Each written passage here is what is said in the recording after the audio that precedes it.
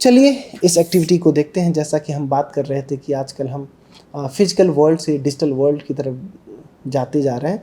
तो एक let's take an example of applying for a driving licence.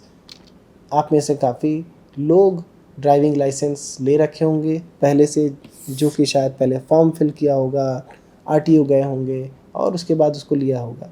But again हमें पता है कि एक लंबा प्रोसेस है। तो क्या हम ये सब चीज़ें ऑनलाइन कर सकते हैं? तो डिजिटल ट्रांसफॉर्मेशन के थ्रू आप देख सकते हैं ये हमें कन्वीनियंस देता है, हमारे पैसे की बचत करता है, हमें ग्लोबल रीच देता है। हम दूर बैठे बैठे सारी चीज़ों को कर सकते हैं। अगेन जैसा कि हमने बताया, कोई भी चीज़ें फ्री में नहीं मिलती हैं, आपको उसकी कीमत चुकानी पड़ती है। तो इस केस में ये प्राइवेसी, एक्सेसिबिलिटी और सोशल इम्पैक्ट के कह सकते हैं कि नुकसान हो सकते हैं। सोशल इम्पैक्ट का नुकसान यहाँ पे कैसे हो सकता है? एक एग्जांपल आप सोच सकते हैं। तो अब पहले जो आरटीओ ढेर सारे लोगों को नौकरी देता था, वो कम लोग को नौकरी दे रहा है, क्योंकि ज़्यादातर काम आप एक तरह से सॉफ्टवेयर के माध्यम से भी हो जा रहा है। तो उसका एक सोशल इम्प्लीकेशन और सोशल इम्पैक्ट आप देख सकते हैं हो सकता है। Similarly ordering food and groceries, तो उस केस में आप देख रहे हैं कि डिजिटल ट्रांसफॉर्मेशन होता है। काफ़ी आप अलग अलग तरीके के ऐप यूज़ करते होंगे, चाहे वो उबर ईट्स हो, जोमेटो हो, स्विगी, ब्लिंकिट, जेप्टो, चाहे वो बिग बास्केट हो, अलग अलग तरीके से। तो इसके फ़ायदे हैं कि आपको एक अच्छी डील मिल जाती है, आपके कन्वीनियंस होता है, आपको जाने की ज़रूरत नहीं होती है, ग्लोबल रीच होता है। सोशल इम्पैक्ट यहाँ पे एक तरह से देख सकते हैं, जो किराने की दुकान है, अब एक तरह से उनकी नौकरी उन एक तरह से उनका मार्केट जा रहा है, उनको परेशानी का सामना करना पड़ रहा है। और गुड चीज़ ये हो सकती है, आप कह सकते हो कि जो कुछ लोग बेरोज़गार हैं, अब उनको सामान लाने पहुंचाने का एक तरह से नौकरी मिल रही है, जो कि काफ़ी लोग बेरोज़गार थे। तो हर चीज़ों का कुछ अच्छा और बुरा पहलू होता है। हमारा पर्पज़ होता है कि हम अच्छी चीज़ों को और अच्छी करें, बुरी चीज़ों को हम कैसे और अच्छी कर सकते हैं, उस बारे में विचार अध्ययन करने की ज़रूरत है। उनको और भी बेटर अपॉर्चुनिटी देने की ज़रूरत है। इस तरह से हम कर सकते हैं। तो डिजिटल ट्रांसफॉर्मेशन के ये सब एक तरह से पहलू हैं, हमें देखने की ज़रूरत है। उबर ईट्स जैसा हमने बताया, जोमेटो बताया, स्विगी बताया, तो आप जो भी इसमें से ऐप यूज़ करते हैं या नहीं भी करते, तो जो भी ऐप यूज़ करते हैं उसके बारे में आप देखिए कि कैसे वो पहले फिजिकल वर्ल्ड में होता था और अब कैसे वो डिजिटल वर्ल्ड में होता है। फिजिकल वर्ल्ड से जो डिजिटल वर्ल्ड का ट्रांसफॉर्मेशन है वो कितना अच्छा है, वो कितना सुगम है, या उसमें कुछ और भी चीज़ें सही करने की ज़रूरत है। तो जो पिछले व्याख्यान में हमने डिटेल में अलग अलग प्रश्न पूछे थे, उसके बारे में उस पे अप्लाई करिए। क्या वो सारी चीज़ें अभी कर पा रहा है, क्या उसको और इम्प्रूव करने की ज़रूरत है, ये चीज़ें आपको देखने की ज़रूरत है। सिमिलरली एजुकेशन के बारे में अलग अलग कंपनीज़ हैं, अलग अलग उसके सॉल्यूशंस हैं।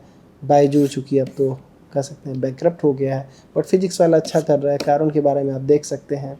खान सर भी अच्छे कर रहे हैं, अनअकैडमी यहाँ पे है।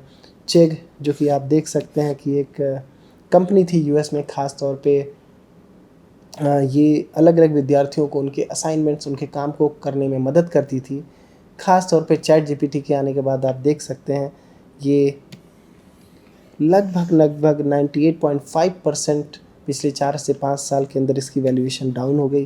पहले जिसका मूल्य पहले कई बिलियन डॉलर था, अब ये केवल कुछ मिलियन डॉलर रह गया है और ये बंद होने के कगार पे है। तो डिजिटल ट्रांसफॉर्मेशन से कई चीज़ें अच्छी होती हैं, कई चीज़ें बुरी होती हैं। कुछ लोगों के लिए अच्छी होती हैं, कुछ लोगों के लिए उसी समय बुरी होती हैं। तो क्या जिसके लिए हम नुकसान कर रहे हैं कुछ और अच्छा कर सकते हैं, वो सब सारी चीज़ें हम कंटिन्यूस प्रोसेस है जो कि हमें देखने की ज़रूरत है। तो एजुकेशन में अगेन हम डिजिटल ट्रांसफॉर्मेशन के थ्रू कैसे मदद कर सकते हैं बच्चों को अच्छे से पढ़ाई करने में, जो चीज़ें उनको क्लियर नहीं उसको समझने में। एक एग्जांपल मैं दूंगा जो कि आप कारण पे देख सकते हैं। कारण में हमने क्या किया, ऑर्डिनो में देख कर सकते हैं कि कभी कभी ऐसा होता है कि आपके पास 2 घंटे की 1 घंटे की वीडियो होती है आपको, या इस कोर्स के माध्यम से ही आप देख सकते हैं। फॉर एग्जांपल आपके पास 12 सप्ताहों का वीडियो पड़ा है। अब आपको ढूंढना है कि सर ने एक बात डिस्कस की थी किस वीडियो में है। अगर मैं बोलता हूँ एग्जांपल के तौर पे, इस कोर्स में 35 घंटे का आपके पास व्याख्यान है। अब उस 35 घंटे में कहाँ पे सर ने बोला था, मैं कैसे ढूंढूंगा, कैसे मैं उस बात को फिर से सुनूंगा? बड़ा मुश्किल है। एक तरीका है, आप सुनते जाएं, फिर से सारी चीज़ें ढूंढते जाएं कहाँ पे है, पागल हो जाएंगे, आपको मिलेगा नहीं। तो उसका बेटर तरीका क्या है? अगर हम आज के समय पे जो कृत्रिम बुद्धिमत्ता है, एलएलएम है, उसका यूज़ करते हुए इस वीडियो लेक्चर से हम संवाद कर पाएँ, उससे पूछ पाएँ where this particular topic has been discussed, तो आपके लिए बहुत आसान होगा। तो आप ऑर्डिनो की वेबसाइट पे जाके देख सकते हैं, वहाँ पे कोई भी लेक्चर वीडियो अपलोड कर सकते हैं और उससे संवाद स्थापित कर सकते हैं नेचुरल लैंग्वेज में, जो आपकी सहज भाषा है। उसमें आप पूछ सकते हैं कि इस वीडियो में इस टॉपिक को कहाँ डिस्कस किया गया, क्या आप इस वीडियो की समरी बना सकते हैं, क्या इस वीडियो में इस प्रश्न का उत्तर दे सकते हैं। तो आप ऑर्डिनो को ट्राई करिए और उसका लाभ लीजिए। ऑर्डिनो कृत्रिम बुद्धिमत्ता के माध्यम से आप वीडियो से संवाद कर सकते हैं, वीडियो से पूछ सकते हैं, वीडियो की समरी बना सकते हैं, वीडियो को एक भाषा से दूसरी भाषा में कन्वर्ट कर सकते हैं, जिससे कि आपको अलग अलग तरीके से उसका लाभ होगा। जैसा कि हमने बताया, फाइनेंस जो कि हमारे जीवन का अभिन्न अंग है, वो भी अब इससे अछूता नहीं रह गया है। आप में से कुछ लोग शेयर मार्केट के एंथुसियास्ट होंगे। अलग अलग एप्लीकेशन होते हैं, जीरोधा, ग्रोस और स्क्रीनर तिजोरी, जो एक तरह से विश्लेषण का काम करते हैं, एंजल वन और ढेर सारे और भी एप्लीकेशंस हैं जो कि आपको शेयर मार्केट से ख़रीदारी देनदारी करने में मदद करते हैं। पहले आप देखते थे जब भी आपको कोई शेयर ख़रीदना होता था, एक बॉन्ड टाइप का होता था, आपको ऐसे कुछ ख़रीदना होता था और इसको बेचना होता था, उसकी ख़रीदने और बेचने की प्रक्रिया बड़ी लंबी होती थी और उतना आसान नहीं। आज के टाइम पे आप रियल टाइम में अपने किसी भी स्टॉक को ख़रीद सकते हैं, तुरंत बेच सकते हैं, तुरंत उससे लाभ ले सकते हैं, फ़ायदा कमा सकते हैं और नुकसान भी कमा सकते हैं। तो एक तरह से देख सकते हैं कि ये भी डिजिटल ट्रांसफॉर्मेशन के माध्यम से आप देख सकते हैं इसके फ़ायदे नुकसान क्या हैं। आप देख सकते हैं जैसे हम एजुकेशन के बारे में बात कर रहे थे, तो तिजोरी हुआ, स्क्रीनर हुआ, अलग अलग एप्लीकेशन हुए, इसके माध्यम से आप अलग अलग स्टॉक के बारे में अध्ययन कर सकते हैं। क्या अच्छा है इसमें, क्या बुरा है, इस स्टॉक का अब तक परफॉर्मेंस कैसा रहा है, उसका पी रेशियो क्या है, उसका अलग अलग चीज़ें, प्रॉफिट कितना है, लॉस कितना है, कैसा ग्रो कर रहा है, किसका शेयर होल्डिंग कितना है, वगैरह वगैरह अलग चीज़ें आप जिन चीज़ों से सीख सकते हैं, जिससे आप एक इन्फॉर्म डिसीजन ले पाएँ किसको आपको ख़रीदना है, किसको नहीं ख़रीदना है। अगेन डिस्क्लेमर, वित्तीय सारी चीज़ें फाइनेंशियल अपने एडवाइज़र से बात करके ही नहीं, या मैं यहाँ पे मेरा कोई लेना देना नहीं है। चलिए अब जानते हैं और क्या है एससीआई। सो एससीआई जैसे हमने बताया, ह्यूमन कंप्यूटर इंटरेक्शन, मनुष्य और कंप्यूटर या उससे तरीके के जो उपकरण हैं उसके बीच में जो परस्पर संवाद है, परस्पर क्रिया है, उसके बारे में है। तो ये एक्सप्लोर करता है intersection of technology and human behaviour, कैसे कोई भी ह्यूमन किसी भी टेक्नोलॉजी को यूज़ करके किसी भी कार्य को करता है। तो ये आप एक तरह से देख सकते हैं कि एक क्रूशियल फील्ड है आज के टेक्नोलॉजी के ज़माने में, और इसके रैपिड इवोल्यूशन से ख़ास तौर पे जो डिजिटल ट्रांसफॉर्मेशन हमने बात की, डिजिटल ट्रांसफॉर्मेशन डिजिटल टेक्नोलॉजी है, एससीआई प्लेज अ बहुत ही important role in creating user friendly, जो उपयोगकर्ता के मददगार काम हो सकती है, एफिशिएंट सिस्टम, जो कि काफ़ी कुशल प्रणाली होगी, इम्पैक्टिंग अलग अलग इंडस्ट्री, कैसे उसको प्रभावित करती है, एजुकेशन से लेके, हेल्थ केयर से लेके, एंटरटेनमेंट से लेके, ई कॉमर्स, इवन जंक की बात जो भी हमने की थी। तो आप कह सकते हैं कि स्टीव जॉब ने सही बोला था ना। तो design is not just what it looks and feels it, design is how it work. तो अगर हम इस बातों पे ध्यान दें, और सेम चीज़ स्टीव जॉब्स ने अपने एप्पल कंपनी में लागू की, और आज हम देखते हैं कि एप्पल कितनी बड़ी कंपनी है जिसको स्टीव जॉब ने आज इस लेवल पे लाया। तो अगर हम इसकी फॉर्मली बात करें तो एससीआई का जो डेफिनेशन है, द स्टडी एंड डिज़ाइन, किस तरह से ये अध्ययन और इसका जो डिज़ाइन है, हाउ पीपल इंटरेक्ट, कैसे लोग जो हैं परस्पर क्रिया करते हैं कंप्यूटर और जो अदर टेक्नोलॉजी हो सकती हैं। जैसे कि मैंने पहले भी बोला था, ये टेक्नोलॉजी केवल कंप्यूटर तक सीमित नहीं है, यह अब अलग अलग उपकरणों तक लागू होता है, चाहे वो मोबाइल फ़ोन हो, चाहे वो अलग अलग उपकरण हो, वेयरेबल डिवाइस हो, सो ऑन। तो ये इसको एक इफ़ेक्टिव, एफिशिएंट एंड एन्जॉयबल बनाता है। ये इस बात पे भी ध्यान देता है कि कैसे ये जो इंटरेक्शन, जो परस्पर क्रिया हो रही है, कैसे हम उसको काफ़ी कुशल बना सकते हैं। कैसे हम उसको काफ़ी प्रभावकारी बना सकते हैं और कैसे उसको प्रयोग करते हुए आप एंजॉय कर सकते हैं, उसका मनोरंजन लेते हुए करते हुए कर सकते हैं। मनोरंजन बनाने का मेन उद्देश्य ये है कि आप उसको यूज़ करते समय फ्रस्ट्रेट ना हो, आप परेशान नहीं हो। ये एक ज़बरदस्ती जैसा नहीं होना चाहिए, ये खुद आप एन्जॉयबल तरीके से करना चाहिए। जैसा कि मैंने फॉर एग्ज़ाम्पल आर्डिनो के बारे में बताया, उस समय आपकी जो सीखने की प्रक्रिया और आसान हो जाएगी। अब आप जो भी प्रश्न आपके दिमाग में आते हैं नेचुरल लैंग्वेज में, सहज भाषा में, आप तुरंत उससे एजेंट के माध्यम से उससे पूछ सकते हैं और वीडियोस के माध्यम से वो उसका उत्तर देगा। तो एक तरह से आप कह सकते हैं वो एक तरह से आपके लिए एक इंटेलिजेंट टीचर का काम करता है, जो कि आपके मन में जो भी प्रश्न इस वीडियो व्याख्यान के बारे में आ रहे हैं वो आपको बताता जाएगा कि देखो इसमें ये डिस्कस हुआ, यहाँ पे डिस्कस हुआ, इसमें जो प्रोफेसर थे उसने उसका आंसर ऐसे किया था, वैसे किया था। और सबसे अच्छी बात लार्ज लैंग्वेज मॉडल जो कि बड़ी बुद्धिमत्ता मॉडल्स हैं उसके बारे में ये है कि ये केवल कीवर्ड टू कीवर्ड या वर्ड टू वर्ड या शब्द टू शब्द मैचिंग नहीं करता है। ये एक कॉन्टेक्स्ट को ध्यान में रखते हुए किस तरीके से बोला गया, क्या बोला गया, पहले क्या बोला गया, उन सारी चीज़ों को ध्यान देते हुए एक अच्छा उत्तर आपको देता है। तो अगर हम इसके ब्रीफ इतिहास के बारे में जानना चाहें तो ये 1980 के आसपास कह सकते हैं इमर्ज हुआ और ये प्रभावित हुआ disciplines like computer science, psychology and cognitive science. तो शुरुआत में इसका जो फोकस था वो केवल improving work place computing and it covers all the digital interaction, जो भी आपके डिजिटल इंटरेक्शन उपकरण कंप्यूटर इसके माध्यम से वहीं तक था। लेकिन अब ये जैसे मैंने बताया अब इसका जो स्कोप है वो काफ़ी बड़ा हो गया है। तो की कंट्रीब्यूटर्स इसमें ढेर सारे हैं, इनमें सबका नाम लेना तो पॉसिबल नहीं है, बट कुछ लोगों का अगर हम नाम लें जैसे Donald Norman, professor Alan Dix, professor Fei Fei Li, Stuart Card, Thomas Moran and Allen Newell, ढेर सारे ऐसे बहुतेरी लिस्ट है जिन लोगों ने इस एरिया को आगे बढ़ाया है। और इसका इम्पोर्टेंस आप कह सकते हैं ये उपयोगिता को बढ़ाता है, गलतियों को कम करता है और जो आपके उपयोगकर्ता हैं उनके अनुभव को और संतुष्ट पूर्वक बनाता है अलग अलग इंडस्ट्री, अलग अलग प्रॉब्लम के आसपास। चलिए एक केस स्टडी को हम क्विकली डिस्कस करते हैं जिसमें आप देख सकते हैं credit card payment. Credit card payment के लिए हमने जैसे पहले डिस्कस किया था अलग अलग एप्लीकेशंस हैं। फॉर एग्जांपल यहाँ पेटीएम है, क्रेड है, फ़ोनपे है एंड सो ऑन। तो यहाँ पे हम दो चीज़ों को डिस्कस करते हैं पेटीएम के केस में और क्रेड के केस में।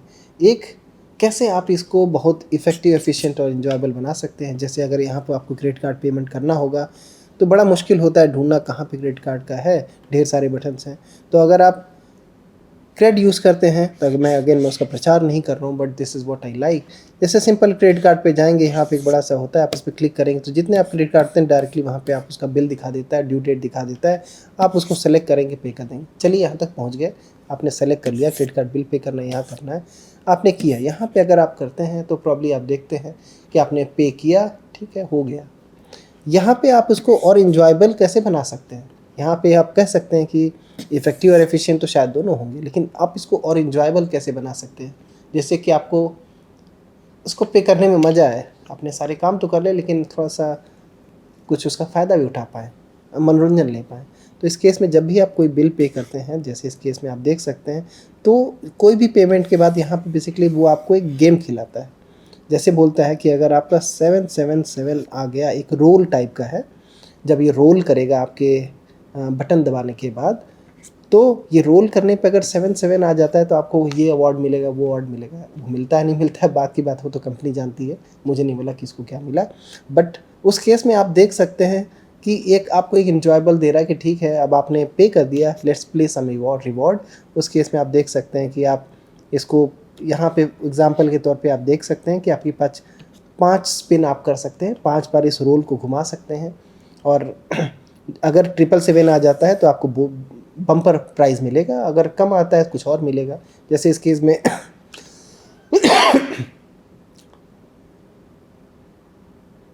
जैसे इस केस में आप देख सकते हैं कि आपको 777 आने पे ₹1 का कैशबैक मिला, कुछ और आता है तो प्रॉब्ली आपको पॉइंट्स मिला वगैरह वगैरह, इस तरीके से कर सकते हैं। तो और भी एप्लीकेशंस होंगे शायद वो इससे बेटर होंगे, आप उनको बारे में अगर जानते हैं तो उसके बारे में आप मूल्यांकन कर सकते हैं, उसको देख सकते हैं। अगर आप इन ऑर्गेनाइजेशन संस्थाओं में काम करते हैं तो इसको और अच्छा बना सकते हैं। तो इसके जो अगर हम जो मुख्य घटकों की बात करें तो जैसे कि हमने बताया ह्यूमन कंप्यूटर इंटरेक्शन में आपका जो मनुष्य है जो कि उपयोग करता है वो तो की है, उसको तो सेंटर में आपको रखना पड़ेगा। This is central to the SCI and हमें इन्वॉल्विंग अंडरस्टैंडिंग यूज़र बिहेवियर, क्योंकि जब तक हम उसके बिहेवियर के बारे में नहीं जानेंगे, उसकी एक्सपेक्टेशन, उसकी आशाओं के बारे में नहीं जानेंगे, उसकी लिमिटेशंस, उसकी जो स्ट्रेंथ है, उसकी कमियां हैं, उसकी जो भी उसके बारे में अगर हम नहीं जानेंगे तो हम उसके लिए बना ही नहीं सकते अच्छा। तो इसलिए यूज़र तो सेंट्रल है, उसको बारे में आपको सोचना ही पड़ेगा। टेक्नोलॉजी को आपको देखना पड़ेगा, वो अलग अलग तरीके टेक्नोलॉजी यूज कर सकते हैं। हार्डवेयर होगा, सॉफ्टवेयर होगा, वेरिएबल होगा, टेक्निकल इंफ्रास्ट्रक्चर होगा जो कि इन जो इंटरेक्शन परस्पर क्रिया है उसको फैसिलिटेट, उसको प्राप्त करने में, कंप्लीट करने में आपकी मदद करेगा। और फाइनली इस यूज़र, उपयोगकर्ता और टेक्नोलॉजी के बीच में परस्पर क्रिया कैसे होगी, वो होगा इस इंटरेक्शन के माध्यम से, जहाँ पे how communication occurs between the user and the technology from clicking A button और टू यूजिंग वॉइस कमांड। तो यहाँ पे इंटरफेस के माध्यम से इन दोनों को जोड़ा जाता है और इस इंटरेक्शन को परफॉर्म किया जाता है। सो जैकब नेल्सन ने बोला था, नो योर यूज़र। अगर आप अपने यूज़र को जान गए तो आधा काम तो उसी समय हो गया, and that is the half way to success. और अगर आपने अपने यूज़र को नहीं जाना, आई बेट आप एक अच्छा सोल्यूशन बना ही नहीं सकते। आप अपने जो उपयोगकर्ता हैं उनको संतुष्ट कर ही नहीं सकते, और अगर वो संतुष्ट नहीं होंगे तो फ्रस्ट्रेट होंगे, वो आपके सिस्टम को यूज़ नहीं करेंगे, आपका उसके अलग अलग कह सकते हैं कि आपको नुकसान होंगे। तो सबसे पहले बात करते हैं यूजेबिलिटी की, उपयोगिता की, क्योंकि जब भी आप कोई सिस्टम, कोई प्रोडक्ट बनाते हैं, कितना उपयोगी है वो, कितना यूजेबल है वो, तो कह सकते हैं फोकस ऑन। और ये इस पे फोकस करता है हाउ इफ़ेक्टिवली, कितने अच्छे तरीके से, कुशलतापूर्वक यूज़र और उपयोगकर्ता जो है अपने इन गोल को प्राप्त कर पाता है। एफिशिएंसी, कितना ज़्यादा कुशल है वो, कितना कुशलता से वो अपने कार्य को कर सकता है। जैसे अगर आपको पैसे ट्रांसफ़र करना है तो कितना आसानी से वो सिंपल QR स्कैन किया और तुरंत जो सेलर है या जो दुकान वाला है उसको पैसे देने हैं। इफ़ेक्टिवनेस, कितना प्रभावशाली है वो, कितना एक्यूरेट है वो उस कार्य को। फॉर एग्जांपल आपने QR स्कैन किया, तुरंत वो पैसे ट्रांसफ़र हो गए। ऐसा और कभी आपने देखा होगा कि आप पैसे ट्रांसफ़र करने, स्कैन करने की कोशिश कर रहे हैं लेकिन स्कैन ही नहीं हो रहा है अलग अलग कारणों से, तो एक तरह से वो प्रभावकारी नहीं है, वो सही नहीं हो पा रहा है। लर्नेबिलिटी, कितना आसान है उसको याद रखना कि कल को how is it is to new user to begin with the new system. अगर वो चीज़ें आपको आसान होंगी तो सिंपल, आप कल को अगर मैं वैसा सिमिलर कोई नया सिस्टम देता हूँ तो बहुत आसान तरीके से आप उसको कर सकते हैं कि स्टार्ट कर सकते हैं। Memorability, how easily users can return to system after break. For example आप कोई चीज़ यूज़ कर रहे हैं, कुछ कारणवश आप उसको कुछ समय तक लिए यूज़ नहीं किए, जैसे मजाक के तौर पे अगर मैं कहूँ तो हर नए साल पे 1 जनवरी को हम लोग रिजोल्यूशन लेते हैं, हम लोग जिम जाएंगे और अपने शरीर पे ध्यान देंगे, एक्सरसाइज करेंगे। बट प्रॉब्ली 2-3 दिन के बाद हम उसको भूल जाते हैं, फिर दोबारा उसको स्टार्ट करते हैं 1 महीने बाद, 2 महीने बाद, फिर से प्रण लेते हैं कि चलो ठीक है ध्यान देंगे। तो अगर इस केस में आप कह सकते हैं जो भी आपने जिम एक्सरसाइज के लिए आपने एप्लीकेशन बनाई है, अगर वो आपका जो यूज़र है वो वापस आता है तो कितने आसानी से सारी चीज़ें याद रहती हैं कि उसको फिर से तुरंत कैसे यूज़ कर सकता है। सेटिस्फैक्शन, संतुष्टि तो बहुत बड़ी ज़रूरत है। अगर users comfort and positive towards the system तभी वो संतुष्ट होगा। सो यूज़र एक्सपीरियंस जो है, ये ओवरऑल जो एक्सपीरियंस, इमोशन एंड परसेप्शन जो उपयोग करता है when interacting with the product, उसको कहा जाता है। तो यूज़र का जो अनुभव है, यूज़र एक्सपीरियंस, इसमें हम इस सारी चीज़ों को अच्छे से अच्छे बनाने की कोशिश करते हैं। जो उसका अनुभव जो है, उसका इमोशन, वो हैप्पीली उसको यूज़ कर रहा हो, खुशी खुशी यूज़ कर रहा हो, और परसेप्शन यूज़र हैज़ व्हेन उसके जो प्रोडक्ट के बारे में, सर्विस के बारे में यूज़र की परसेप्शन क्या है, सोच क्या है, वो भी मदद करती है। तो यहाँ पे हम क्विकली बात करते हैं यूज़बिलिटी, यूज़र एक्सपीरियंस और कस्टमर एक्सपीरियंस के बारे में। इसके माध्यम से आप देख सकते हैं कि कैसे ये एक दूसरे से रिलेटेड हैं। हम अगर इसको देखें तो इसके की एस्पेक्ट है इसके बीच में अंतर ध्यान देने का। फोकस, तो यूजिबिलिटी का जो मेन फोकस होता है वो यूज़ के ऊपर होता है, कितना आसानी से आप उसको यूज़ कर सकते हैं, एफिशिएंसी कितना कुशल है वो, और उसमें गलती तो नहीं है, वो अपने सारे कार्य को सही तरीके से कर पा रहा है कि नहीं कर पा रहा है। यूज़र एक्सपीरियंस थोड़ा सा आप कह सकते हैं कि इसमें और इमोशन इम्पैक्ट की बात करते हैं कि कैसे वो अच्छे तरीके से उसको यूज़ कर पा रहा है, उसको इंजॉयबल तरीके से यूज़ कर पा रहा है, सहज तरीके से यूज़ कर पा रहा है, वो भी हम इसमें बात करते हैं। एंगेजमेंट और इमोशनल इम्पैक्ट की बात करते हैं। और कस्टमर एक्सपीरियंस की जब हम बात करते हैं, ये पूरा ओवरऑल होलिस्टिक व्यू की बात करते हैं, जहाँ पे वो केवल प्रोडक्ट यूज़ करने की बात हम नहीं कर रहे हैं, वो पहले खरीदने के पहले, खरीदते समय और इवन खरीदने के बाद कैसा एक्सपीरियंस है। जैसे अगर हम आईफ़ोन की बात करें तो आईफ़ोन खरीदने के पहले आपको कैसे एक अच्छा सा एक्सपीरियंस दिया जाता है। आप शोरूम में जाते हैं, आप उसको जो है आईफ़ोन वहाँ पे लगे होते हैं, आप उसको ट्राई करते हैं, यूज़ करते हैं, एक एक्सपीरियंस दिया जाता है खरीदने के पहले। खरीदते समय आपको प्रॉब्ली एक एप्पल का छोटा सा बैग दे देते हैं जो कि खरीदने के दौरान आपको एक अच्छा सा एक्सपीरियंस दिखाता है। It's also for show off कुछ लोगों के लिए। खरीदने के बाद कैसे वो एक्सपीरियंस मेंटेन किया जाता है, अलग अलग सॉफ्टवेयर अपडेट्स आ रहे हैं, आपके फ़ोन में कोई दिक्कत आ गई, कैसे आपके कस्टमर सर्विस एजेंट आपको हेल्प कर रहे हैं, मदद कर रहे हैं, वो चीज़ें आप देख सकते हैं।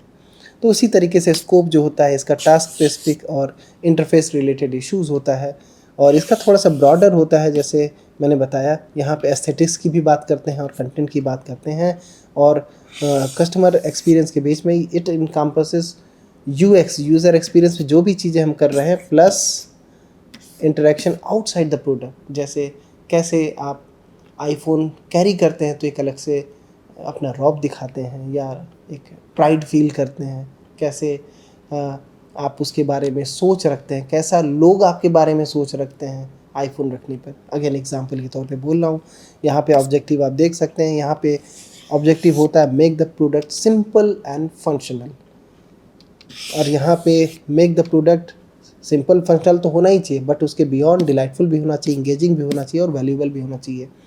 और उसके बाद कस्टमर एक्सपीरियंस के केस में ब्रांड लॉयल्टी होना चाहिए, कितना जो आपका उपयोग करता है आपके ब्रांड के प्रति लॉयल है। एप्पल ने कम से कम ये क्रिएट कर रखा है। आप लोगों ने न्यूज़ के माध्यम से, प्रचार के माध्यम से काफ़ी देखा होगा कि जब भी नया आईफोन लॉन्च होता है, लोग एक रात पहले, 2 रात पहले लंबी लंबी लाइनों में लग जाते हैं कि मेरे पास जो आईफोन का अगला फ़ोन होगा सबसे पहले मैं ख़रीदूँगा, पहले दिन पे ख़रीदूँगा। सेम इसी तरीके से आप कह सकते हैं कि मूवीज़ के केस में कुछ लोग ऐसे होते हैं, उनको पहले दिन पे ही मूवी देखनी है जब भी मूवी लॉन्च होगी। तो ये ब्रांड लॉयल्टी की हम बात करते हैं, या किसी पर्टिकुलर एक्टर की लॉयल्टी की बात करते हैं, किसी पर्टिकुलर प्रोडक्ट की लॉयल्टी की बात करते हैं, कंपनी की लॉयल्टी की बात करते हैं as a user, as a उपयोगकर्ता। तो की एलिमेंट्स यहाँ पे लर्नेबिलिटी, एफिशिएंसी एंड सेटिस्फेक्शन है, जहाँ पे उपयोगिता की बात करते हैं, जहाँ पे यूज़र एक्सपीरियंस, यूज़र उपयोगकर्ता को जो अनुभव उसकी बात करते हैं, वहाँ पे यूज़बिलिटी के साथ साथ डिज़ाइन, इमोशन और इमोशनल एक्सपीरियंस की भी हम बात करते हैं, कैसे आपका इमोशन का जो अनुभव है वो यहाँ पे यूज़ हो, और कैसे ब्रांड परसेप्शन, कस्टमर सर्विस और कम्युनिकेशन की बात करते हैं, वो कस्टमर एक्सपीरियंस के अंदर आता है।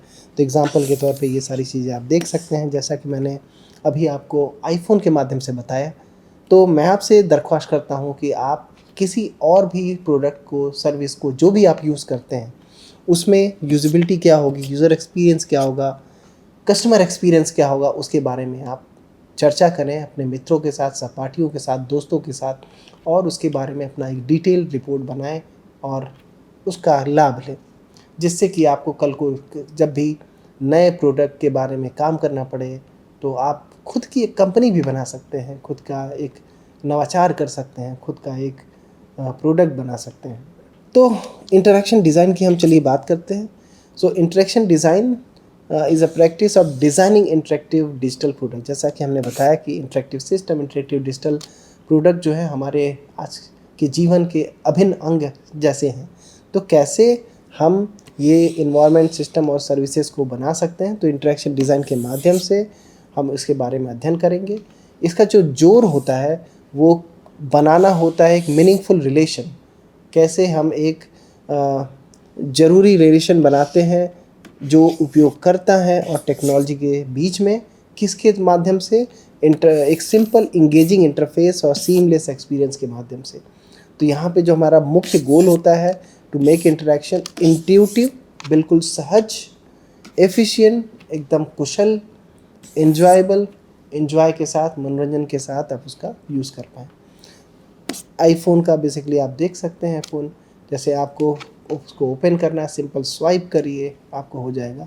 आजकल आप कर सकते हैं कि कंप्यूटर विज़न के माध्यम से आपको स्वाइप करेंगे, सिंपल अपना फ़ोन उठाइए, वो आपके फेशियल रिकॉग्निशन से फ़ोन अनलॉक कर देगा। अलग लगता है, पहले क्या होता था की पैटर्न फलाना ढिमका ये सब करना होता था, लेकिन अब आप बड़े आसान तरीके से सिंपल उसको अपने फिंगरप्रिंट से, अपने जेस्चर से, अपने फेशियल रिकॉग्निशन से उसको तुरंत अनलॉक कर सकते हैं, लॉक कर सकते हैं। सिमिलरली नेटफ्लिक्स का जो ऑटो प्ले फीचर है, आपने देखा होगा कि अपने आप एक एपिसोड ख़त्म होता है। आज तो खैर उसको तो अमेज़न प्राइम और अलग प्लेटफॉर्म पे भी देखा होगा। पहले होता था जब एक एपिसोड ख़त्म होता था, आपको फिर रिमोट से अगला एपिसोड ऑन करना होता था। इस केस में आप देख सकते हैं कि अपने आप वो next auto play next episode कर देता है, जिससे कि आप एंजॉय करते जाएं, आपको कम से कम काम करना पड़े। तो एक चीज़ जो हम ह्यूमन सेंटर डिज़ाइन और ह्यूमन कंप्यूटर इंटरेक्शन के माध्यम से अचीव करना चाहते हैं कि यूज़र जो उपयोग करता है उसको कम से कम परेशान किया जाए, वो जो चाहता है सारी चीज़ें हो जाए बिना कुछ किए। बेस्ट तो देखिए जैसे होगा, जैसे अगर मैं उपयोग करता हूँ, मेरे मन में कोई प्रश्न आए, मेरा बिना पूछे वो बस बता दें उत्तर इसका ये है, बेस्ट तो वो होना चाहिए। लेकिन शायद अभी हमारी टेक्नोलॉजी भी वहाँ तक नहीं पहुँची है। कुछ हद तक पहुँची, अगर आपने देखा होगा कुछ हेडफोन ऐसे होते हैं जो इलेक्ट्रोड के माध्यम से आपके दिमाग को पढ़ना की कोशिश करते हैं और आपको बताते हैं। कुछ रिसर्च डायरेक्शन हो रहे हैं, आज नहीं तो कल प्रॉब्ली हम कुछ ऐसा देख सकते हैं कि हो। ठीक है, अगर हम वो अचीव नहीं कर सकते, ठीक है, उससे थोड़ा कम हो जाए। अगर हम लिखने की बजाय क्या हम बस बोल सकते हैं, क्या हम केवल एक वर्ड बोल सकते हैं, संवाद एक कर सकते हैं कि कम से कम बोल के, कम से कम करके अपना पूरा काम एफिशिएंट तरीके से, कुशल तरीके से कर पाएँ। तो एक तरह से नेटफ्लिक्स और बाकी जो प्लेटफॉर्म है उसका नेक्स्ट प्ले फीचर बड़ा इंटरेस्टिंग और बड़ा अच्छा फीचर है। गूगल सर्च सजेशन आपने देखा होगा, प्रेडिक्टिव सजेशन, जो कि आपको बताता है कि कैसे आप आगे और क्या देख सकते हैं। जैसे आप कोई भी मूवी देखते हैं तो उसके बाद सजेशन आता है, ठीक है, आप और ये भी सिमिलर मूवीज़ हैं, आपके इंटरेस्ट के हिसाब से आप उसको यूज़ कर सकते हैं, देख सकते हैं। तो इंटरेक्शन डिज़ाइन का जो प्रिंसिपल है वो बहुत सिंपल है और इन चीज़ों का आपको ध्यान देना होगा। पहला है अफोर्डेंस, कैसे कोई भी सांकेतिक क्रिया हो रही है, जैसे यूजर जो उपयोग करता है should understand what action are possible just by looking at the interface. जैसे हम आप अभी ट्यूटोरियल के माध्यम से हम आपको दिखाएंगे, दरवाजे का जो हैंडल होता है उसको बताना नहीं पड़ता है कि उस हैंडल को पकड़ के दरवाज़ा खोलो या मोड़ो तब दरवाज़ा खुलेगा। वो अपने आप एक सांकेतिक हमें इशारा कर देता है कि इसको पकड़ के ही हैंडल दरवाज़ा खुलेगा, बंद होगा। तो उसी तरीके से जो भी आप डिवाइस बना रहे हैं या जो भी प्रोडक्ट बना रहे हैं, सर्विस बना रहे हैं, वेब पेज बना रहे हैं, तो उसमें सांकेतिक तरीके से आपको पता होना चाहिए क्या। जैसे आप कोई वीडियो प्ले कर रहे हैं तो आप पे प्ले का बटन आपने देखा होगा, पॉज का बटन देखा होगा, फॉरवर्ड का बटन देखा होगा, बैकवर्ड का बटन देखा होगा। ये क्या है? ये एक तरह से अफोर्डेंस ही तो है, जो कि आपको बताता है कि इन बटन के माध्यम से आप ये कार्य कर सकते हैं, स्टॉप कर सकते हैं।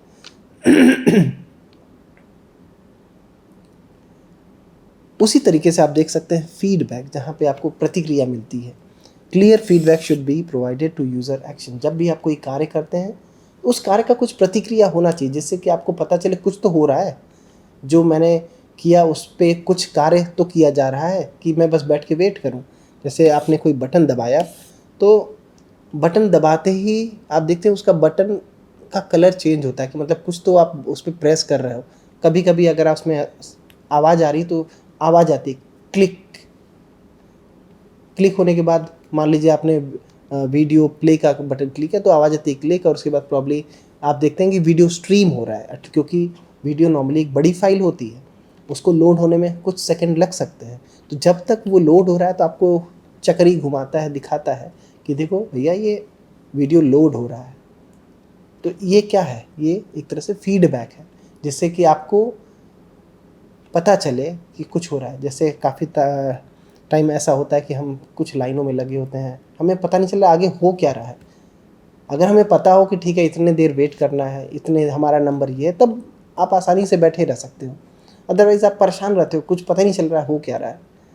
जैसे आप पार्किंग लॉट में जाते हो, पार्किंग लॉट में दिखाता है, आप इंटर किए और वहाँ पे एक तरह से आपको दिखा रहा है फीडबैक, जैसे ही आप इंटर की फीडबैक दिखा रहा है कि प्रॉब्ली इस एरिया की बेसिकली पार्किंग फुल है, इस एरिया में खाली है, इतने पार्किंग खाली है, इतने पार्किंग हो गए हैं। इस तरह से फीडबैक इन्फॉर्मेशन आपको दे रहा है, जो कि आपको हेल्प कर रहा है।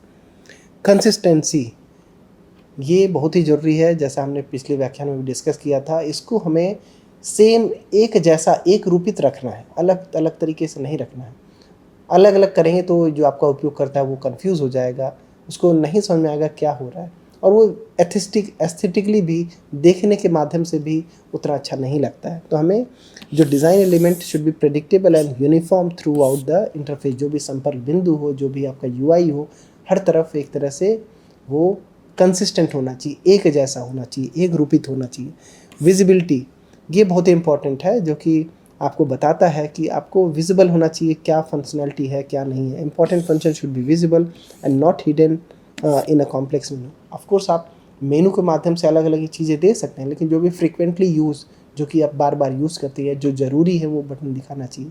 जैसे हम वीडियो की बात कर रहे थे, तो वहाँ पे play button, pause button, forward button, ये सारी चीज़ें बहुत ज़रूरी बटन है, तो वो विजिबल होने चाहिए, दिखने चाहिए, और आप उसका यूज़ कर सकते हैं। एरर प्रिवेंशन, गलती के चांसेस जितना आप बचा पाएँ उतना अच्छा होगा। तो अगर आप एक अच्छा डिज़ाइन बना रहे हैं, तो अपने आप वो जो उपयोगकर्ता की गलतियाँ हैं, यूज़ करने की गलतियाँ हैं, वो सही हो जाती हैं, उसका चांसेस कम हो जाता है। And offers easy recovery if mistakes are made. इसका तात्पर्य ये है कि ठीक है, आप अपनी तरफ से पूरी कोशिश करेंगे कि गलती ना हो, लेकिन गलती तो हो सकती है। जैसे आपके बगल 2 बटन आसपास थे, आपने गलती से एक बटन दबाना था लेफ़्ट वाला, आपने दबा दिया राइट वाला, क्योंकि कभी-कभी ये बटन काफ़ी पास-पास होते हैं। जैसे अगर आप देखोगे, उदाहरण के तौर पे अगर चलिए हम वीडियो का एग्जांपल ही देखते हैं। वीडियो में प्ले बटन होता है, पॉज़, तो जब आप प्ले करोगे, दबाओगे तो पॉज़ वाला विज़िबल होगा, पॉज़ वाला दबाओगे तो प्ले वाला विज़िबल होगा। लेकिन उसके जस्ट बगल में आप देखोगे फॉरवर्ड वाला बटन, तो गलती से आप प्ले दबाने की जगह फॉरवर्ड दबा दिए, तो गलती हो गई। अब नहीं होनी चाहिए थी, लेकिन हो गई। उसको बचाने के लिए आप क्या कर सकते थे, शायद थोड़ा-सा उसके बीच का जो डिस्टेंस था थोड़ा दूर कर देते, तो उतना प्रिवेंट कर दिया। लेकिन उसके बावजूद भी अगर मान लीजिए गलती से दब गया, तो उसको आप वापस सही कैसे करेंगे? That is something called recovery, error recovery. तो उसके लिए अगेन आप देख लीजिए उसको क्या करना है, उसको पॉज़ करिए, बैकवर्ड करिए, अलग-अलग तरीके से करिए, and so on. So details are not the details.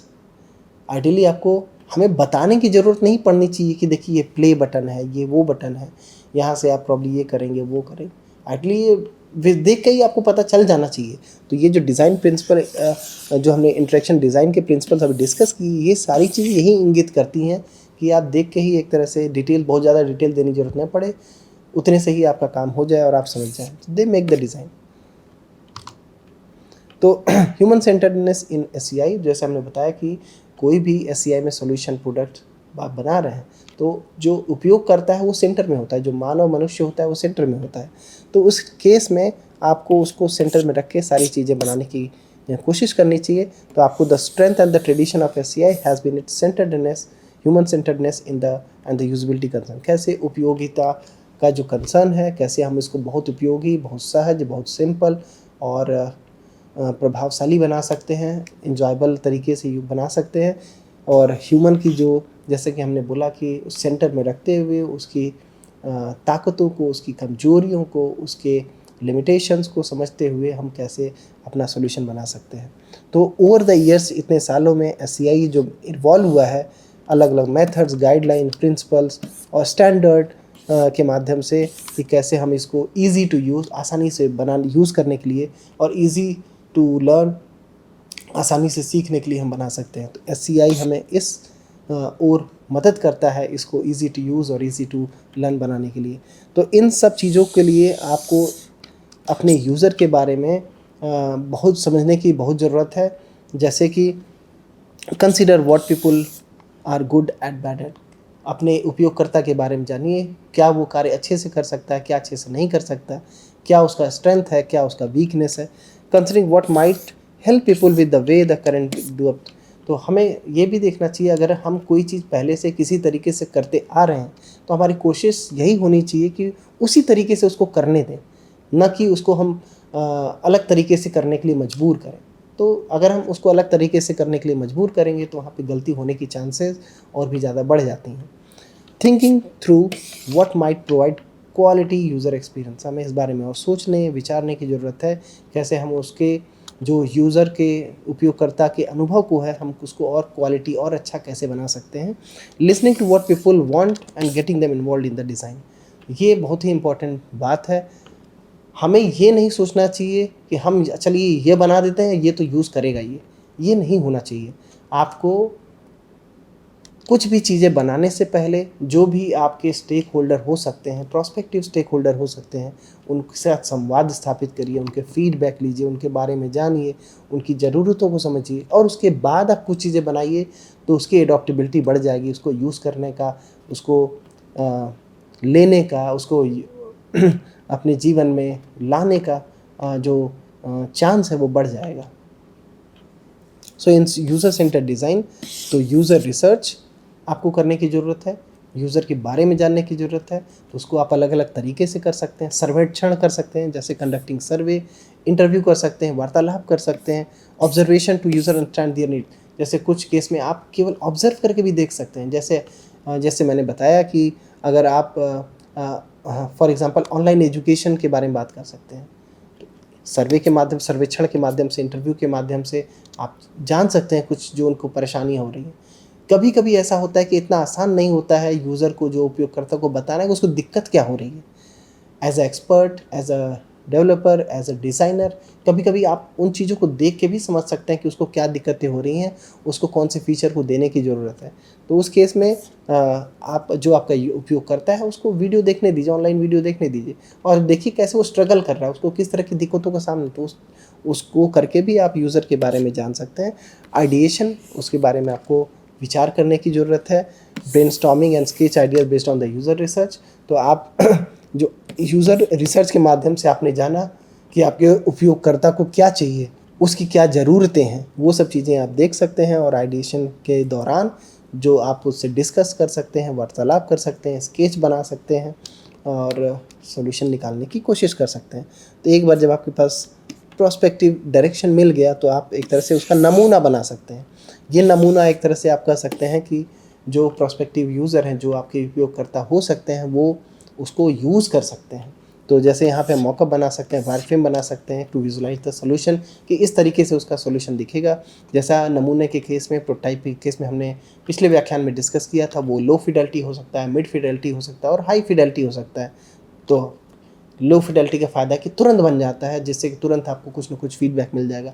Mid Fidelity या फिर उन चीज़ों को लो फिडेलिटी में जो आपको फीडबैक मिला उसको इनकॉर्पोरेट करते हुए, उसको एड्रेस करते हुए आप मिड फिडेलिटी बना सकते हैं और अपने यूज़र को फिर बोल सकते हैं, अच्छा अब चलिए आप, और नए यूज़र को भी बोल सकते हैं अब आप ट्राई करिए, जिससे कि हमें और भी चीज़ें पता चलती हैं, हम और भी चीज़ें सही कर सकते हैं। फाइनली हाई फिडेलिटी प्रोटोटाइप में जो नमूना बना रहे हैं वो काफ़ी हद तक सिमिलर होगा, उसके बाद जो हाई फिडेलिटी प्रोटोटाइप में जो नमूना आप बना रहे हैं वो काफ़ी हद तक सिमिलर होगा, सेम होगा दिखने में, यूज़ करने में, जो एक्चुअल प्रोडक्ट आप फाइनली बनाएंगे। और हो सकता है उसमें कुछ फंक्शनलिटी काफ़ी हद तक कम हो, लिमिटेड हो, लेकिन एक आपको फील मिल जाएगा कि हाँ ऐसा होने वाला है, ऐसा करने वाले हैं। उसके बाद टेस्टिंग हम करेंगे। टेस्टिंग के केस में, परीक्षण में हम क्या करेंगे कि हम उसकी यूजेबिलिटी टेस्टिंग करेंगे कि जो उपयोगिता उसकी होनी चाहिए वो कर पा रहा है कि नहीं कर पा रहा है, जो कार्य इसको करना चाहिए था क्या वो सारे कार्य को कर पा रहा है कि नहीं कर पा रहा है, तो वो हम यूजेबिलिटी टेस्टिंग के अंदर करते हैं। और हम इसको रियल यूज़र के साथ अगर करें तो और भी बेहतर होगा, तो उस माध्यम से हमें रियल टेस्टिंग हो जाएगी। तो with real user gather feedback, उनका फीडबैक लीजिए, उसका परीक्षण करिए और उसकी उपयोगिता देखिए कितना उपयोगी है, जितना इसको होना चाहिए था है कि नहीं है, और उसके हिसाब से जो भी आपको फीडबैक मिल रहे हैं आप पुनरावृत्ति करते रहिए। जैसा कि हमने बताया कि ऐसा तो हो नहीं सकता कि एक बार में आपने कुछ बना दिया परफेक्ट सॉल्यूशन हो गया, there is nothing like perfect, right. There is always scope of improvement.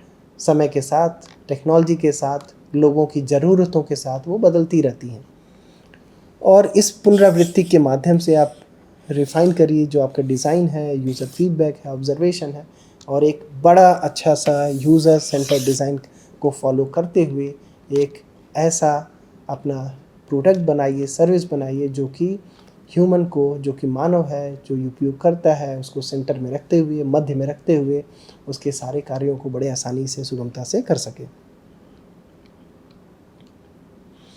तो अलग अलग तरीके के इंटरेक्शन स्टाइल हो सकते हैं एससीआई में, जैसा कि आप देख सकते हैं कि कमांड लाइन इंटरफेस होता है, जिसमें आप, अगर आप लोगों ने लाइनक्स पहले यूज़ कर रखा हो या कमांड लाइन यूज़ कर रखा हो, सर्वर यूज़ कर रखा हो, तो इसमें आप देखते हैं कि आप कमांड लाइन के माध्यम से अलग अलग जो फिक्स कमांड होते हैं उसके माध्यम से आप चीज़ें करते हैं। जैसे अगर आप लोगों ने लाइनक्स यूज़ कर रखा होगा, तो अगर किसी फ़ोल्डर में अलग अलग फ़ाइल है उसको देखना है तो आप ls लिखते हैं, ls, तो उस फोल्डर में प्रॉब्ली जो भी फाइल्स होते हैं उनके बारे में डिटेल्स दे सकता है।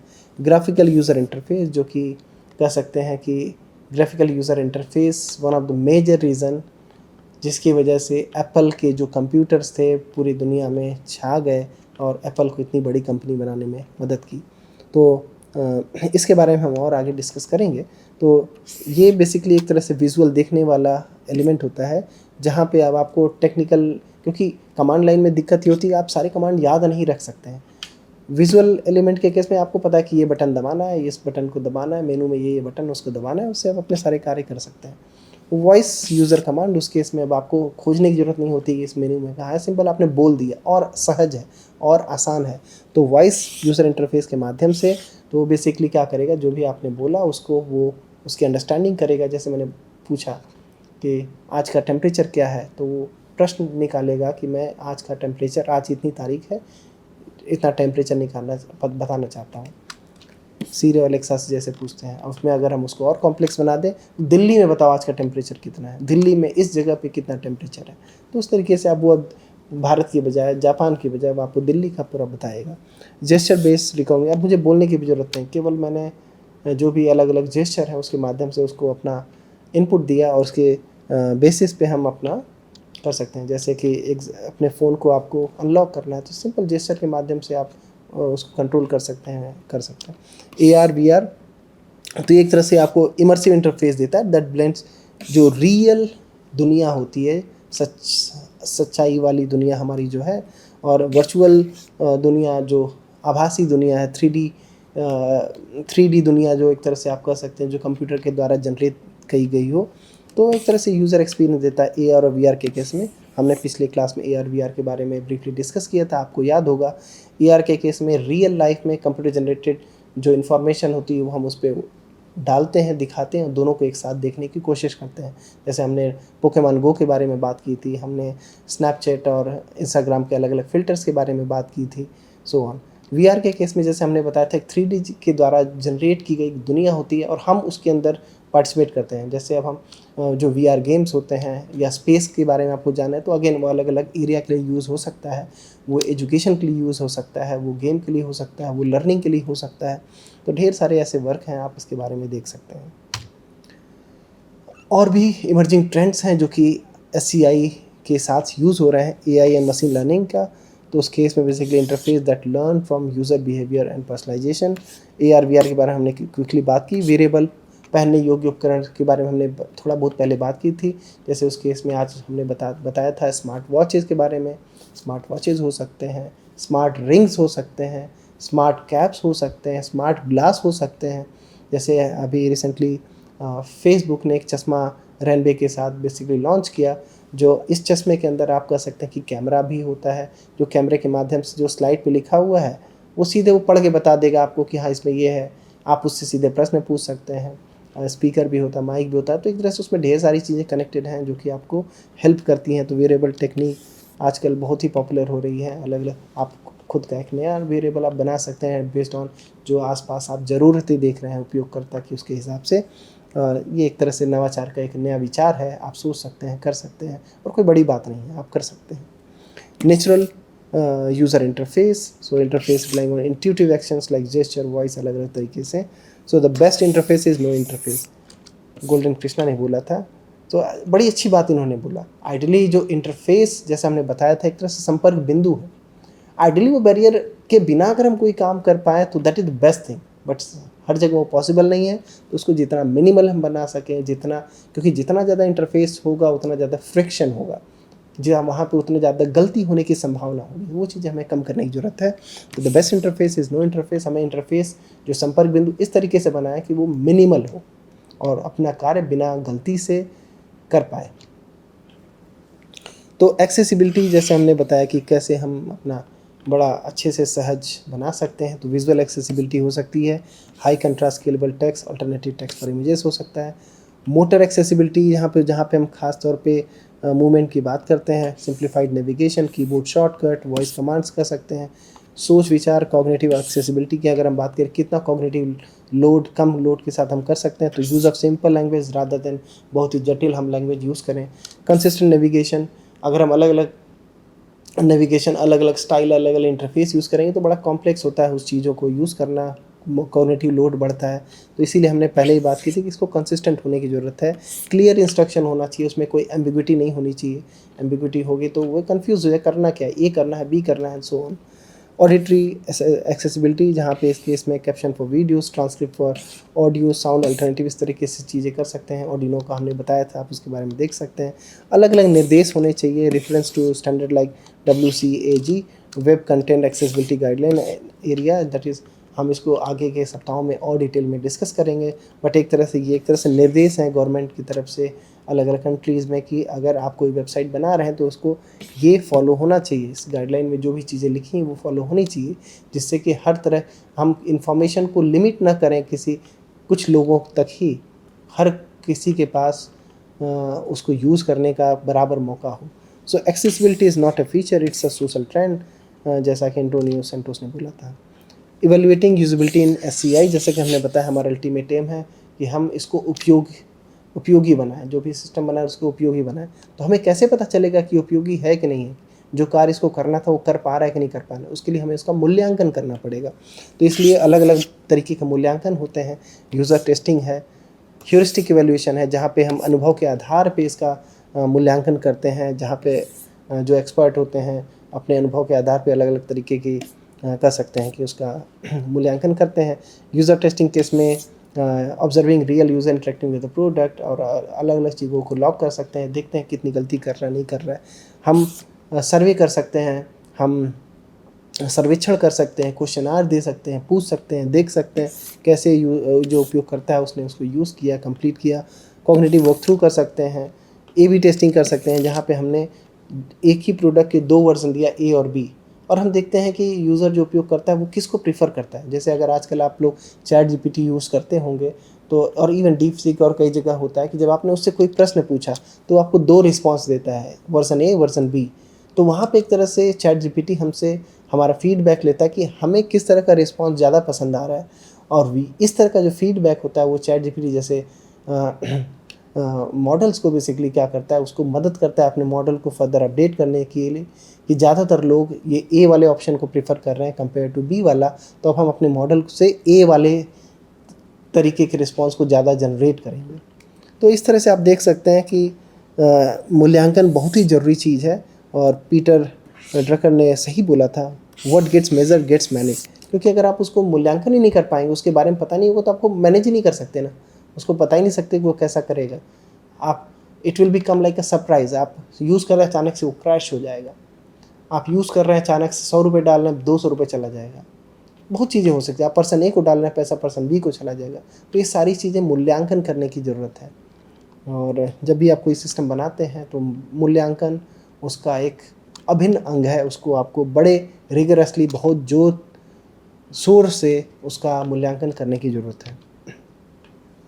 सो अलग अलग केस स्टडीज़ आप देख सकते हैं कि सक्सेसफुल केस स्टडीज़ भी हैं, फेल्ड केस स्टडीज़ भी हैं, और उसका विश्लेषण है जो कि आप देख सकते हैं। सो ये मैं आपके ऊपर छोड़ता हूँ, आप देख सकते हैं जैसे कैसे एप्पल का आईफोन, गूगल सर्च एक बड़ा अच्छा सक्सेसफुल केस स्टडी है। गूगल सर्च के पहले याहू सर्च एक तरह से सबसे बड़ा सर्च इंजन होता था, लेकिन गूगल सर्च के बाद एक तरह से आज याहू की क्या स्थिति आप देख सकते हैं। फेल्ड केस स्टडीज़ में आप देख सकते हैं कि गूगल ने भी एक गूगल ग्लास लॉन्च किया था जो कि फेल हो गया, उसके अलग अलग रीजंस हैं, इस केस स्टडीज़ को देख सकते हैं। सिमिलरली विंडोज़ ने एक विस्टा लॉन्च किया था जो कि अगेन लोगों ने उसको सारे हाथ नहीं लिया, उसको उतने अच्छे से यूज़ नहीं किया। तो कैसे आप बना सकते हैं? तो हम इस कोर्स में एग्ज़ाम्पल के तौर पे प्रोजेक्ट वेव की बात करते हैं, जो कि मेरे छात्र आदित्य और मान्या ने एक तरह से इसको आगे बढ़ाया है और इसमें नवाचार भी किया है और आगे इसको रिसर्च को आगे ले जा रहे हैं एक और पीएचडी स्टूडेंट है शिखा जी के साथ। तो उस केस में आप देख सकते हैं यहाँ पे पर्पस ये है कि विजुअली इम्पेयर्ड जो स्टूडेंट होते हैं वो हमेशा स्ट्रगल करते हैं ज़्यादातर केस में, ख़ासतौर पे जो नए सीखने वाले हैं, हाउ टू लर्न ब्रेल, जो कि एक तरह से उनके लिए लेटर्स हैं विजुअली इम्पेयर्ड बच्चों के लिए, to lack of interactive tools and guidance. हमारे पास अगेन उतने ढेर सारे टीचर्स नहीं हैं, हमारे पास उतने ढेर सारी टेक्नोलॉजी नहीं है, तो traditional methods are outdated and fail to engage them, वो इंजॉयबल नहीं है। जैसा कि हमने बताया कि अगर हम टेक्नोलॉजी के माध्यम से उन चीज़ों को रेप्लिकेट करते हैं तो उसको ईजी टू यूज़ होना चाहिए, सहज होना चाहिए, इंजॉयबल होना चाहिए, तो वो चीज़ों का हमें ध्यान देना है। सो अभी लिमिटेड और insufficient teaching assets lead to decrease instructor motivation. जब बच्चा सीख नहीं रहा है तो मेहनत करने के बावजूद भी तो थोड़ा सा इंस्ट्रक्टर का मोटिवेशन भी डाउन होता है। तो while existing tools make tracking progress difficult, how steep and have steep learning curve, तो वो चीज़ों का हमें ध्यान देना है। और ढेर सारी एनजीओ गवर्नमेंट एजेंसी है जो कि अलग अलग रीजनल लैंग्वेज में इसको करना चाहती हैं, तो lack of support of user centric tools, adequate support system, वो हो नहीं पा रहा है। तो इस प्रोजेक्ट के माध्यम से हम इसके बारे में और डिटेल में आगे के सप्ताहों में डिस्कस करेंगे, कैसे इस प्रोजेक्ट को कंप्लीट किया गया, कैसे सप्ताहवार, कैसे अलग अलग इसके घटकों को कंप्लीट किया गया, कैसे इसका आइडिएशन किया गया, कैसे रिक्वायरमेंट को जो आपको उपयोग करता है उसकी ज़रूरतों को समझा गया, कैसे उसका विश्लेषण किया गया, कैसे इसका नमूना बनाया गया, low fidelity, mid fidelity, high fidelity जो प्रोटोटाइप्स है वो बनाया गया, कैसे मूल्यांकन किया गया, कैसे इसमें अलग अलग इटरेशन पुनरावृत्ति हुई इसको एक अच्छा प्रोडक्ट बनाने में। तो वो सब चीज़ों का हम अध्ययन करेंगे गोइंग फॉरवर्ड। तो जैसे इस प्रोजेक्ट में मैंने बताया कि ब्रेल अल्फ़ाबेट होते हैं, अलग अलग लेटर्स होते हैं, इसमें आप देख तरह से कह सकते हैं कि दो ये हैं, डिपेंड्स ऑन कौन सा डॉट ऑन है उसके बेसिस पे उस लेटर को बोलते हैं। जैसे यहाँ पे आप देख सकते हैं कि each braille character consist of 6 dot arrange in 2 cross 3 grids. तो यहाँ पे 2 कॉलम्स हैं, पहला और दूसरा, और इसमें दोनों में 3-3 डॉट्स हैं। तो डॉट रिप्रेजेंटेशन जैसे जो है, जो भी डॉट्स ऑन है उसके बेसिस पे आप कह सकते हैं कि ये कौन सा लेटर है। इसका नंबरिंग आप कह सकते हैं 1 2 3 4 5 6 है, तो उसके बेसिस पे आप कर सकते हैं। जैसे यहाँ पे केस में अगर मैं बोलूँ कि 2 और 4 ऑन है तो वो लेटर आई होगा, तो उसको ऐसे करना पड़ेगा। इसी तरीके से नंबर्स और अल्फ़ाबेट्स का आप देख सकते हैं। तो हम इसके प्रोजेक्ट के माध्यम से हम करना चाहते हैं जो wearable assistant for your vision है। इसमें हम हैप्टिक सेंसर्स को जेंटली नच करके हम एक ग्लव्स के माध्यम से इसको ब्रेल सीखने की मदद करते हैं। इसमें यहाँ पे ऑडियो फीडबैक भी होता है जो कि basically website with 2 models more to assist student and enable instructor to track progress, जिसमें आप अपने प्रोग्रेस को देख सकते हैं कैसे आप आगे बढ़ रहे हैं, और जो हमने गवर्नमेंट और एनजीओज़ के बारे में बात की थी उनको भी मदद कर सकते हैं इसको स्केलेबल बनाने के लिए। तो इसके साथ अब फाइनली हम इस सप्ताह 1 के समरी पे आते हैं, जहाँ पे हमने चर्चा की कैसे गुड डिज़ाइन इज़ इंट्यूटिव, सहज है, उपभोक्ता जो उपयोग करता है उससे फ्रेंडली होना चाहिए, आसान होना चाहिए, एंड जो प्रॉब्लम है उसको कुशलतापूर्वक सॉल्व करना चाहिए। जबकि बैड डिज़ाइन जो होता है वो थोड़ा कंफ्यूजिंग होता है, इनएफिशिएंट होता है और हमेशा फेल हो जाता है जो आपके उपयोगकर्ता की ज़रूरतें हैं और उनकी जो आशाएं हैं। The goal of interactive system is to create seamless and efficient user experience then aligned with the user's need and objective। तो यूज़र की जो उपयोगकर्ता की जो ज़रूरतें हैं और जो उद्देश्य है उसके तरफ ही हमें अपना इंटरेक्टिव सिस्टम को बनाने की ज़रूरत है। और हमने डिजिटल ट्रांसफॉर्मेशन की बात की, कैसे हम फिजिकल वर्ल्ड से डिजिटल ट्रांसफॉर्मेशन की तरफ जा रहे हैं। तो ये बेसिकली इसका जो इंटीग्रेशन है विथ डिजिटल टेक्नोलॉजी अलग अलग एरिया के लिए, ये बेसिकली अलग अलग ऑर्गेनाइजेशन और अलग अलग जो उसके कस्टमर्स हैं उनको मदद कर रहा है।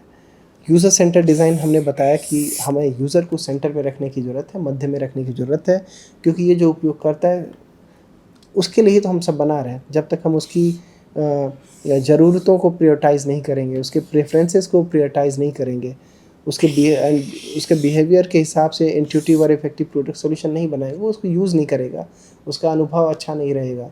वो चीज़ों का ध्यान देना है हमें। और आप कोई भी रियल वर्ल्ड जो व्यावहारिक जीवन है उसमें प्रॉब्लम आप अपने आस-पास उठा सकते हैं और देखें कितना रेलेवेंट है, कितना इम्पैक्टफुल है, और address tangible needs creating value for society. इसके साथ फाइनली इस कोर्स के इस सप्ताह के अंत में एक सैंपल प्रोजेक्ट भी है जो कि आप देख सकते हैं, और ट्यूटोरियल्स भी है जिसमें हम गुड डिज़ाइन और बैड डिज़ाइन के बारे में बात करेंगे। ऋत्विक ने उसको दिखाया है। हम आपको एक असाइनमेंट भी देंगे जिससे कि आप उसको करके देख सकें कि जो आपने जो इस सप्ताह में सीखा है क्या उसको आप अप्लाई कर पा रहे हैं, प्रश्नों के उत्तर दे पा रहे हैं। तो वो चीज़ आप करने की ज़रूरत है। अगेन हम इस सप्ताह में स्लाइड्स के माध्यम से हम सारी चीज़ों को कवर नहीं कर सकते, तो हमारा आपसे दरख्वास्त है कि आप ये एक्स्ट्रा चीज़ें देखिए अपने से, और भी चीज़ों को जानने के बारे में। गुड डिज़ाइन बैड डिज़ाइन क्या है, SCI गाइडलाइन क्या है जेंडर इक्वलिटी और इंक्लूसिविटी के लिए। इनविजिबल वुमेन एक बड़ा अच्छा आर्टिकल है, आप इसको पढ़ना चाहिए। SCI by interactive design foundation बड़ा अच्छा रिसोर्स है, आप इसको देख सकते हैं, इसे सीख सकते हैं। इसी के साथ सप्ताह 1 में हम आपसे अलविदा लेते हैं और अगले सप्ताह हम फिर प्रस्तुत होंगे एक नए टॉपिक के साथ। धन्यवाद।